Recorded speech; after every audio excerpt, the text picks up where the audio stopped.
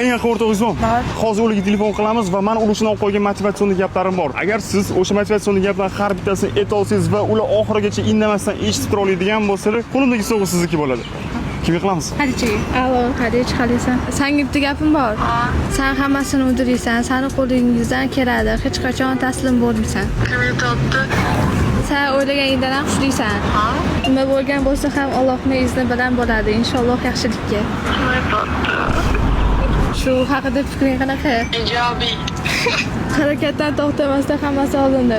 Qiloti davlatlarimi?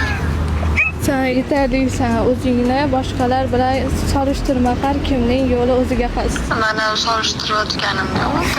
Unda o'ylab qarasam, menga motivatsiya kerak ekan. Sen menga motivatsiya bera olasanmi? Yo'qda. Nimadir?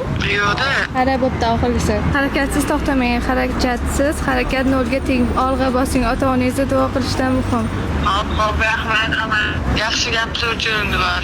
Naqd 3,5 minut adashmasam eshitganlarim uchun. Gap yo'q, qo'limdagi sovg'a sizniki. Ochib ko'rishingiz mumkin. Faqat ochishdan oldin bitta savol bering. Bu videomiz taxminan qancha layk yig'adi deb o'ylaysiz? 40 mingta. Okey, 40 mingta layk yig'ish uchun ham hoziroq layk bosib qo'ying o'rtoqlar.